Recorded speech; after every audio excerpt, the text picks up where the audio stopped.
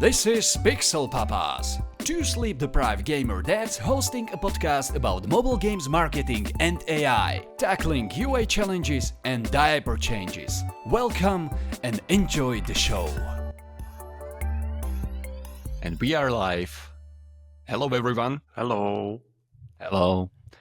Today we will discuss the topic you see from the title of the video.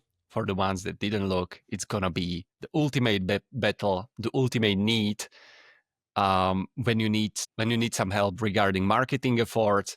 It's gonna be if you choose either agency or freelancer or build your internal team. We'll get into it. So the discussion will be not just blaming one side or another and saying agency bad for this, freelancer bad for this, good for that. So we will focus on 3 stages. It's like early stage of games, scaling games, or if you are market leader, we will gonna deep dive. I think we can jump into it, right? Yeah. So Milan. I think let's discuss like what actually is early stage, what is scaling, what is market leader, and then let's discuss what are their needs. So for me, early stage game is something that it's perhaps in a soft launch or getting into the soft launch, or perhaps maybe even kind of a global launch, but this is maybe a stretch. This is maybe already scaling game. So somewhere between soft launch and global launch is like the first early stage game. And what are the needs? Start for the UA and ASO part, because that's what I don't know the most about. So I think in this stage, if it's your first game and you don't have an established team and you're a small studio, you should use freelancers, to be honest. Why? Because of the budget. That's it. I'll stay there. It's the budget that is going to save you. They are not so expensive, and yeah, you need learnings fast. You are not necessarily looking like for the long term. You need quick results. You need to be sure that what is done, how you set up the UNSO, is in a proper state and it's like on the best shape ever. And you just need somebody to take care of that as quick as possible. Have a quick learning and then move from there. What about creatives, Martin, in early stage?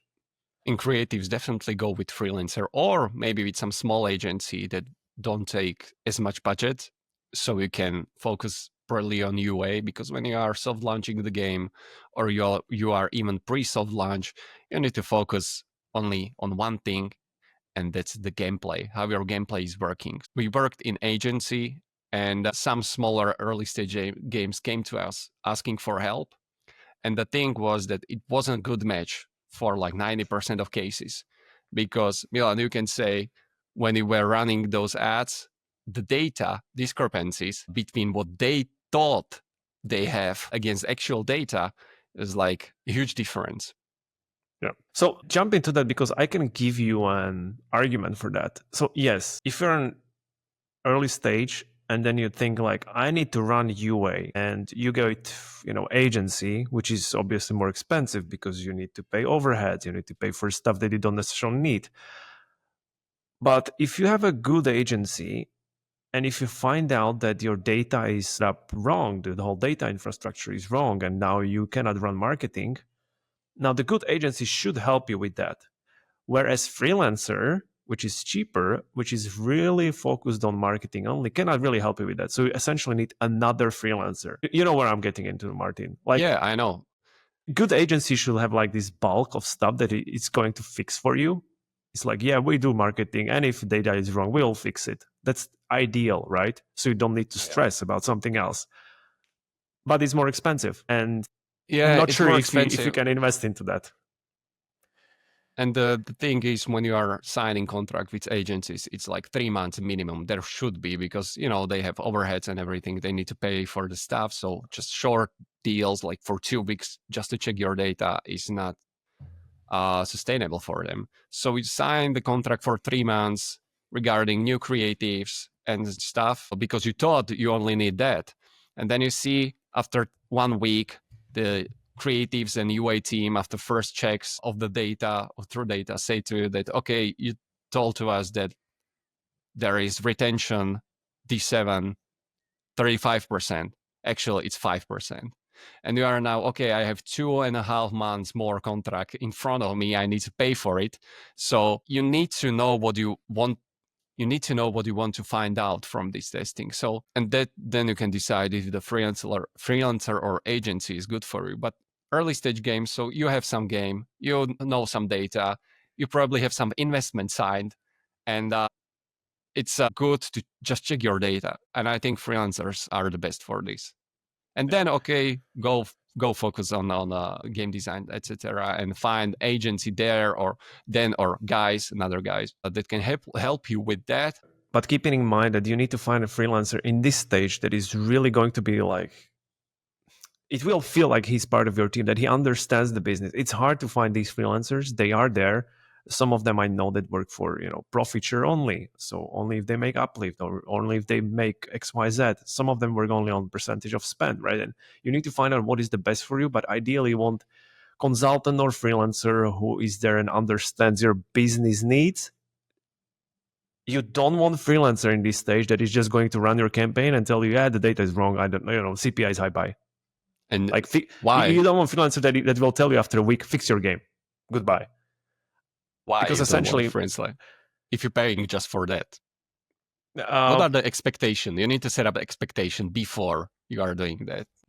Ideally, in this early stage, you want somebody who is more like growth oriented, who is going to like navigate you, maybe connect you with in the network with somebody who can help you with, because there are going to be needs. You probably are not going to have a game that is going to have awesome retention and monetization. There will be problems, and these problems that erupt, ideally one freelancer, whoever it is, that will be on your side, and he will try to help you in kind of a sense. They'll be a little bit proactive, that is not going to just do his job. Yeah, so just don't go to Fiverr. Check the LinkedIn. Yeah, exactly. Millions and millions of freelancers there trying to share their knowledge. Pick one or pick two, ask about the prices, and choose the one that suits you the best. And that's Don't it. go with the cheapest ones there. Don't go with the cheapest one, because you don't have internal knowledge to check on them. You don't know if they're doing a good job, if they're trying hard, right? And you don't want to waste budget and time on somebody who is just like being reactive and doing bare minimum, which is a real threat. Your game is like your baby, right? You don't feed baby the cheapest stuff.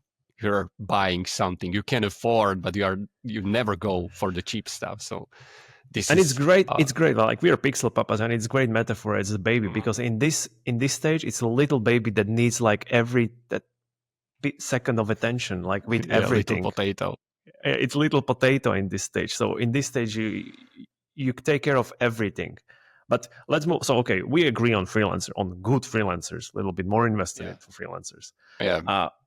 Now you soft launch, everything is fine. You're safe. You can go. Monetization is okay. You are hitting KPIs, and you're global launching or scaling game a little bit. Scaling meaning, I don't know, let's say 100K a month. Ideally, you're clapping, because it's kind of at least break even what you're spending there. Now what?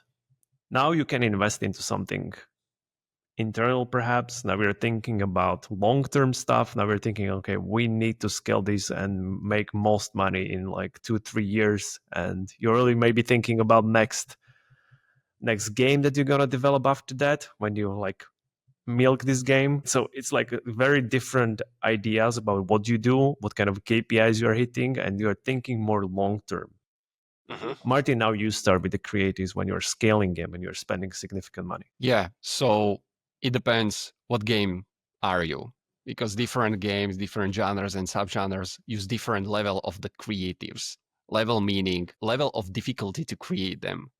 So there are some hybrid casual games that use 90% of gameplay in their ads. So you don't need to, think about, okay, I will need internal team to create me super difficult 3D stuff when you're scaling the game. But for some, always check your competitors, by the way, so you know what is working on the target audience. You see that you need a little bit more extra, very difficult stuff to create. And in this case, I would go to definitely hire someone. So again, don't go to agency or freelancer, or I would go to agency in this case, if not starting to create internal team.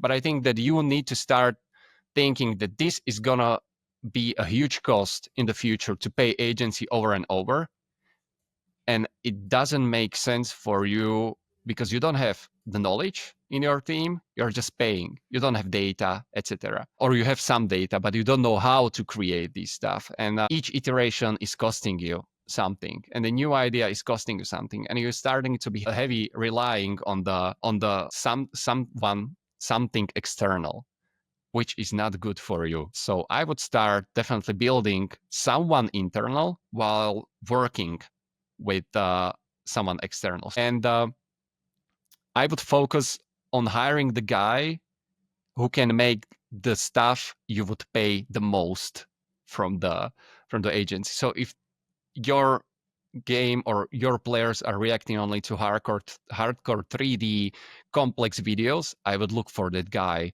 and have them in the team, because he can create like 3 videos a month. You pay him 5K, but you would pay 8K, 9K, 10K externally.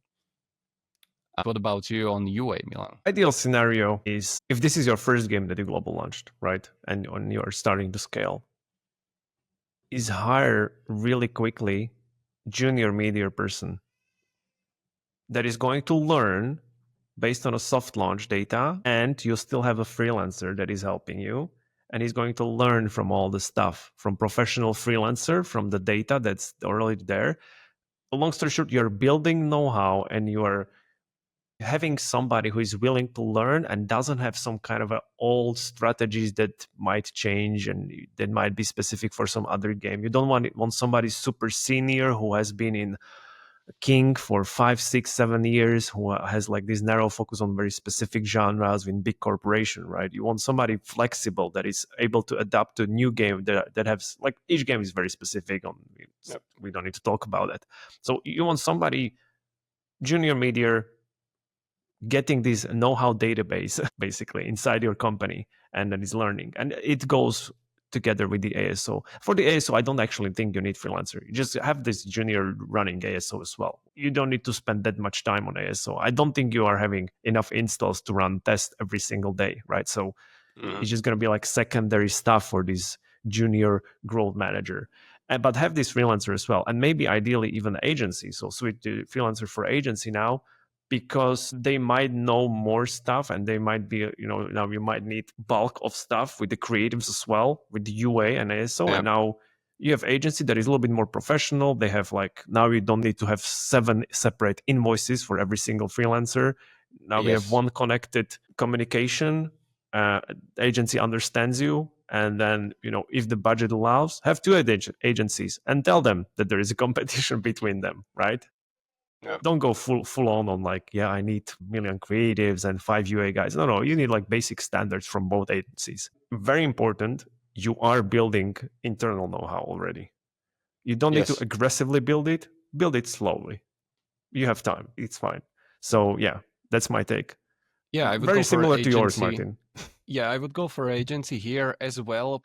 Also, when I work for I need to day-to-day stuff, day-to-day check of the campaigns and everything. And a freelancer is like, I'm ill today, I'm going for a vacation for a week, or I got hit by a car. Your campaigns are, dead. You don't have anyone else to, you have your junior guy in the team that can check it and then take control of it. But this is huge risk, and we are slightly going into pros and cons having agency and a freelancer, or mixing it with internal team. But this would be me as the owner of the game. This would be like biggest threat for me. Okay, freelancer is just one guy. When someone in agency is ill or something, there should be the second guy to replace the ill one. There are different cons. We will go into them deeper later. So again, you can find great freelancer. These freelancers you were talking about at the beginning that understands your business, not just the game. But yeah, when you are scaling game, it's more convenient to have agency on board. Mixing it with internal guy that's stealing knowledge from the guys from the agency or freelancers you are working with. Exactly. And I need to say the last thing with the scaling game and why agency is the communication is, well, not like I mentioned invoices, but the communication is much easier. They probably have some kind of a account manager, right, or somebody who is taking care of stuff. And so now you don't need to talk to 5 different guys who have different tastes, different methods of talking. Now you're talking maybe to 2 people through one agency. And the agency as an entity is responsible for all delivery. It's not like every single person for specific delivery. And it's really time consuming if you have multiple freelancers with different personas. So you need to take care of, you need to consider that it's Okay. mentally draining to talk to many people. But yeah, Yeah, it's pros and it can cons be. again almost. Yeah, it's pros and cons. Because I was thinking about, okay, you were just saying about stuff that you are talking to different persons, but you said good thing, which gives me this argument that agency is one entity. And I understand that you are looking at it this way, but it's like more people behind it, right? So people in agency are paid by agency. So they are paid monthly. They don't need to be scared of anything, basically. They are doing their daily work and they get paid at the end of the month. Freelancers are paid similarly, but they need to try harder to make you stick with them, or their motivation behind their work. It's like, I need to make this work unless I'm not eating next month. So again, there are different agencies and different freelancers, but this is the pro of a freelancer. Definitely, yeah, he can be hit by the car, but I'm sure that if don't have concussion or anything, they would work from that hospital. But the guy Yeah, from agency wouldn't do it because that's I'm in true. Yeah, hospital. that's true. But agency has somebody else to replace 100%, right? So they have somebody there waiting for 70%. Or they at least say that they have someone. Maybe they don't, but yeah, maybe you that. definitely get the information that they have someone. All right, let's move to the last piece of the life cycle, which is you are a big, or you don't necessarily actually need to be a big company, but you're a big game, successful game, meaning your game popped and now you can even scale like crazy. You might be considered market leader for specific time period, and you are having this amazing game that people love to play, people love to paint, and in this stage ideally you have internal team because the know-how of all the learnings you want to contain it for future projects. If you don't have it, I think it would be weird. I don't think I have an experience where a big game didn't have internal teams and marketing teams. But you tell me, Martin, I don't think I've worked for a big studio or publisher that didn't have internal teams. Yeah, If like even if it was a small one, so like they were building for this specific game, like now they are having 2-3 new UA managers, they were aggressively stealing know-how all the time. It was like they weren't even hiding it. They were just asking every second day questions about why did you launch this campaign? What is actual KPI of this game? What's the strategy there, right? And they just dig into every single detail for obvious reasons because they want to contain it, have it internally, and bye-bye. At the same time, I will say that they have a budget to run multiple freelancers and agencies and whatnot.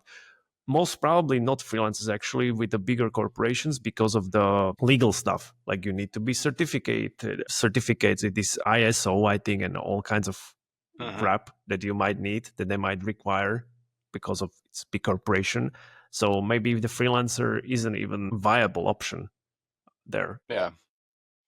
But agency is a great option because you get out of the box thinking, you get new know-how, and you just always contain the know-how and say bye to the agency when you think they are underperforming. Yeah, and that's it. Maybe what I would do if I had this big game. So you don't want to show data, right? Because data are are starting to be pricey, starting to have some value or have some value. So you don't want to just show some freelancer your data, your know-how, how you think, how you're doing stuff, and you don't have any. You may sign NDA, but what do you expect that the freelancer will not use it in working your competitor? Definitely will use everything he saw because he wants to do the best impression and don't care about stuff like that. So what I would do, I would definitely have internal team. But when you have internal team, let's talk about pros and cons. Cons definitely is that you need to motivate them. You don't need to motivate freelancer. The paycheck is the biggest motivation there. When you have internal team, you need to do all of this stuff to make them be in love with the company, be in love in the game, because they are probably working on one game or two games, and that's it. It can be heavily Draining, exhausting. Yeah, draining, exhausting. Yeah. exhausting, focusing only on one single thing. So you need to keep them alive. Like freelancer, maybe what I would do, having internal team definitely, because of all the things you said. If you want a freelancer, because freelancer might make a sense to give you this out of the box idea, somebody like really fresh, really quick in without all the legal and whatever stuff, just goes in, checks the campaigns, tells you, and you don't necessarily need like 3-4 months partnership. All you need is like one-time fee for 1 month. Give me a report on what you think and give me some ideas and goodbye. So like one-time report for I'll say like 5K from some really top expert in the industry, and that's it. And then you decide if you want to apply it or not. And then have like know-how and strategies that you haven't considered. That might be a good case. But essentially you'll need to have internal team in this stage. If you don't, you're risking a lot, because for your next project you have no idea how to work, and you are stuck with the paying freelancer who is might be high reward but also high risk to numerous reasons, like the bus tragedy, or just Bus just tragedy. or just freelancer doesn't give a shit about you anymore, and he's like doing the bare minimum from whatever reason. It can be like personal stuff, family stuff, or he's focusing on a project that is giving him more money, or her. Yeah. But also some freelancers have more experience than agencies. Yeah. Because when you're a freelancer, you can have multiple clients just testing stuff. When we were talking about early stage games, the freelancer can take a lot of these without any complex contract signed, just testing stuff and see different games behaving differently.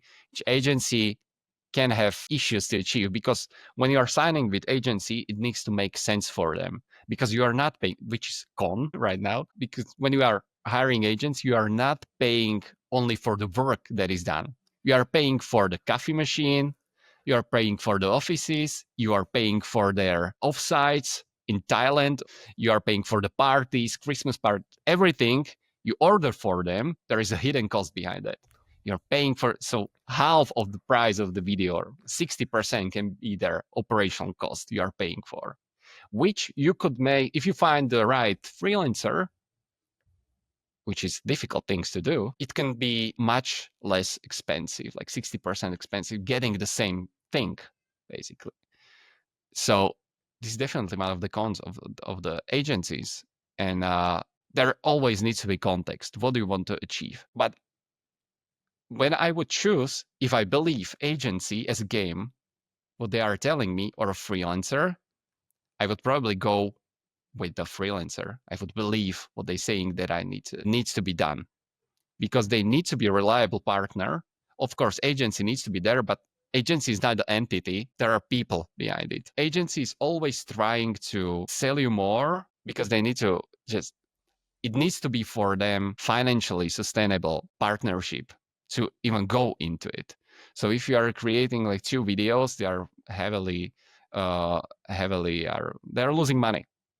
But Yeah. freelancer, 1 or 2 videos, he doesn't care, or she doesn't care, of course. What do you think about that?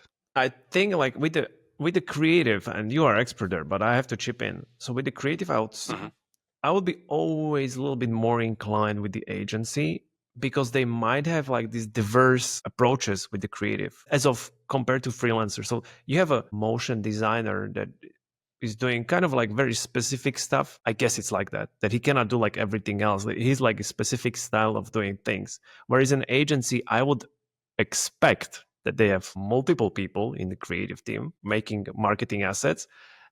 And in a mobile gaming, we know you need to try multiple stuff, from statics, different styles, the kind of a fake ad, maybe whatever, CGI, whatnot. I don't know. You know, I'm just saying stuff just to make a point that you need diverse stuff. And I guess this diverse stuff agency is much easier to request from them. Like, okay, can you give me five statics and 3 different concepts of videos in different styles? And they'll be like, yeah, sure. Probably they'll tell you yes. You cannot ask that from a freelancer. You need multiple freelancers. Or you can ask it, but maybe he or they don't deliver. But You can ask it definitely. And I'm thinking now about these little, I'm not saying it, that there are agencies, but there are freelancers that are working together.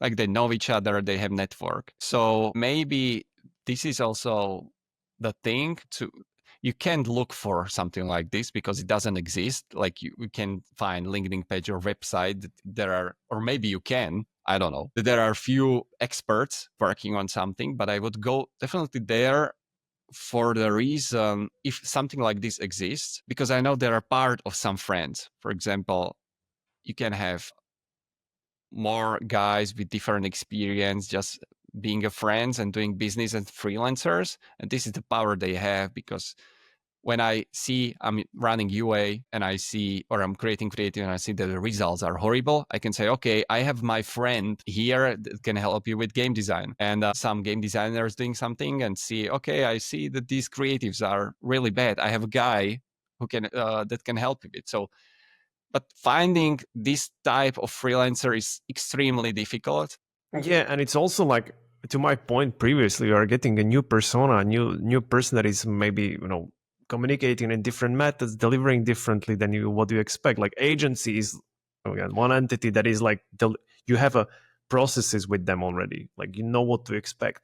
If I tell you, yeah, I have an ASO guy and motion guy and whatever guy, and if I tell you and if I give you responsibility to talk to all these three new guys on your own, it's like big headache for you now. As if I'm thinking it like, yeah, I'll get them, but I'll be, I'll be delivering their work to you, so I'll be the contact person. For me, it's basically an agency now. Like I'm acting as an agency. If Yeah, there's yeah, like yeah. three different guys, delivering stuff through me, and I'm just like almost a middle guy, just getting more money and paying them something. Mm. It's kind of, it's freelancer network having done work for you, but it's getting very close to agency. Yeah, probably yes. Probably yes. So it's more convenient. It depends on your budget and the results, overall result, right? When you don't want to message 5 different people, it doesn't need to be you, but someone from your team, and getting everything together. Uh Agency is probably better option. Yeah, and it's also But like, again, let's the say cost you needs don't to be like the done. ASO guy. I tell you, I have this cool ASO guy. He comes and he's super weird, and he doesn't, he just doesn't click. It's not that it doesn't click; it's weird, and you feel weird. And now, what do? You're like, meh, as if you're working in the agency and you're not happy with the ASO that they're delivering or communicating. You tell the whatever account or somebody, the agency CEO, whoever, and they fix it internally, right? They change the guy, they fire the guy, they make the guy Yeah. to be better. Okay, yeah, I get it. First, but I'm going back to the one of the points you and I brought to the table, is that freelancers care for that work because it's their paycheck. So this is like, it depends what we are looking at. Are you looking for convenient, something running, you getting data, you are okay with that. Something is wrong, you push them, create new ideas, etc.